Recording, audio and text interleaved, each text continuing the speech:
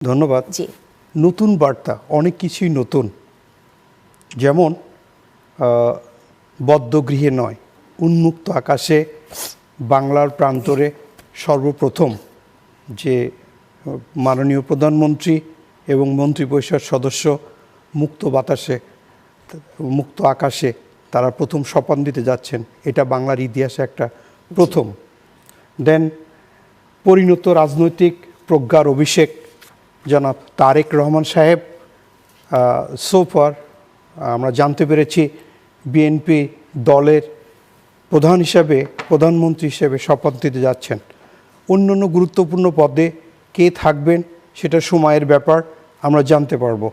তাই তারেক রহমান সাহেব উনি সর্বপ্রথম ব্যক্তি যিনি 60 বছর বয়সে প্রথম প্রধানমন্ত্রী হিসাবে এই বাংলাদেশে প্রথম শপথ নিতে যাচ্ছেন।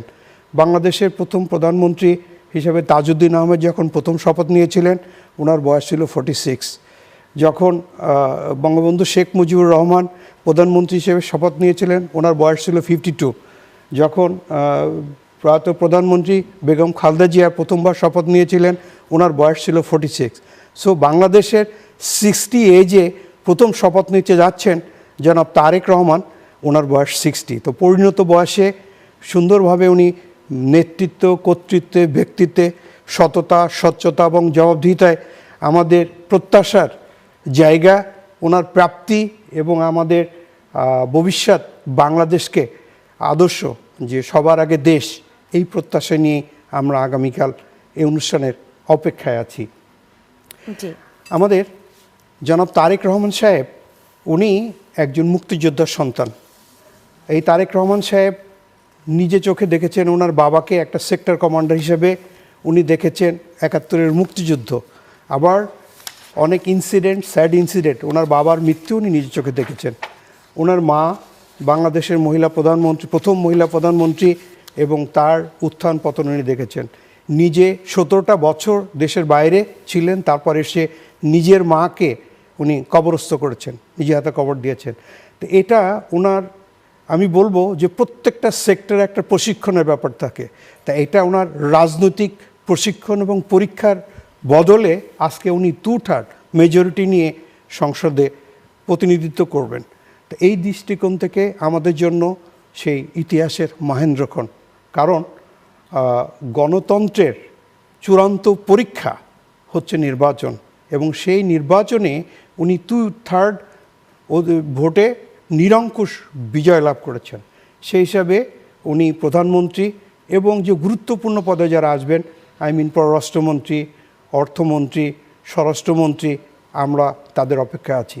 অনেকের দৃষ্টিকোণ থেকে এবং বিভিন্ন পত্রিকায় আমরা দেখতে পাচ্ছি কে হচ্ছেন অমুক মন্ত্রী, তমুক মন্ত্রী, অমুকের নাম। It is not over the night.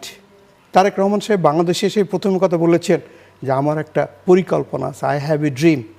তো যখন উনি বিভিন্ন সিটে যে সংসদ সদস্যদের জন্য নির্ধারিত করেছিলেন, দিয়েছিলেন, যেটা নমিনেশন দিয়েছিলেন, তখনই উনি নির্বাচন করেছেন কাকে কোন মন্ত্রিত্ব দেওয়া যেতে পারে, কে কোন বিষয়ে প্রজ্ঞাবান, কে কোন সাইডে বিজ্ঞ, তাকে হয়তো সে দায়িত্ব দেবেন।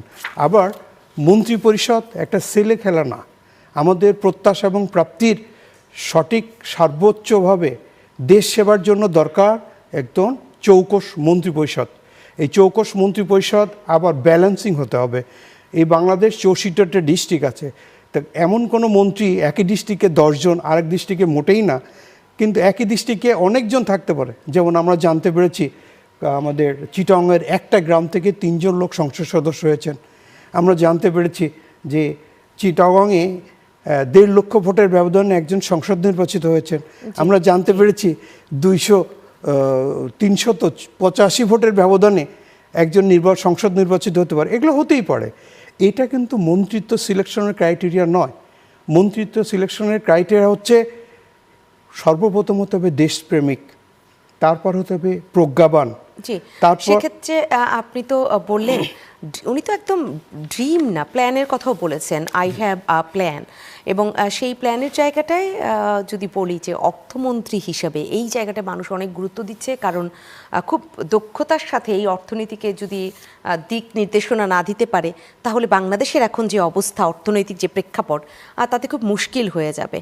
সেখানে কীরকম হওয়া দরকার যদি বলি অর্থমন্ত্রী? দেখুন, all over the world economy is the best sector. কোনো দেশের ইকোনমি যদি ভঙ্গুর দশায় থাকে তো ওই দেশকে স্বাবলম্বী দেশ বলা যাবে না, বরং ভিক্ষুকের দেশ পরিণত হয়ে যায়, শুধু যেখানে যায় সেখানেই।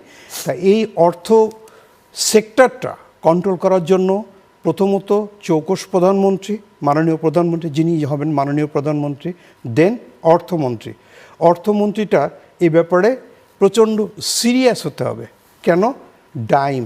ডাইম হচ্ছে, ডিতে হচ্ছে diplomat. All over the world to maintain relation you have to be diplomat, কৌশলী হতে হবে।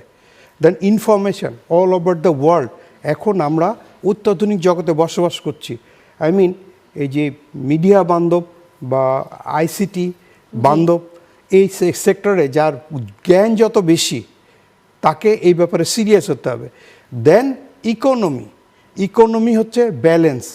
স্টেক হোল্ডারের সবচেয়ে বড় ইম্পর্টেন্ট সেক্টর হচ্ছে ইকোনমিক সেক্টর দিয়ে কোন সেক্টরে কেমন করে বিনিয়োগ করতে হবে তার সুস্পষ্ট প্ল্যান এই ইকোনমিক সেক্টর এবং অর্থমন্ত্রীর মাধ্যমে আসে।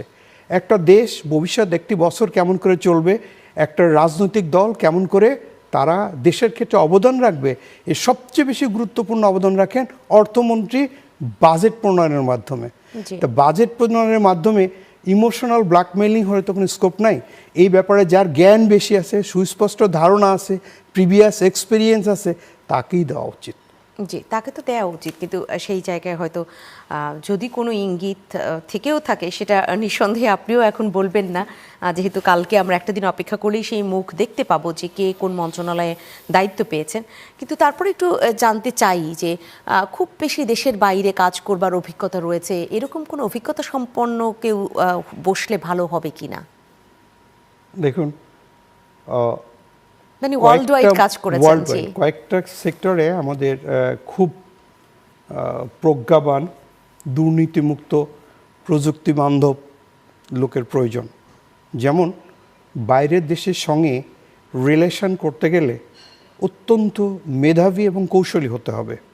আচ্ছা, ইকোনমিক সেক্টরে যেমন আমার এই ডক্টর ইউনুস সাহেব আশিক নামক একটা ভদ্রলোকে নিয়ে এসেছিলেন, উনি বিশ্ব রেকর্ড করেছেন প্যারাজাম্প দিয়ে, কিন্তু বাইরে থেকে বিনিয়োগে নিয়ে কোনো রেকর্ড করতে পারেন নাই। আপনি বিটার চেয়ারম্যানের কথা বলছেন? বিটার চেয়ারম্যানের কথা বলেছি, আশিক চৌধুরী। তাই মিন আমাদের দৃষ্টিকোণ থেকে যে তারেক রহমান সাহেব নিজেই বলেছেন যে উনি ইলেকশন ইঞ্জিনিয়ারিং করে মানুষের জনপ্রিয়তাকে অর্জন করেছেন।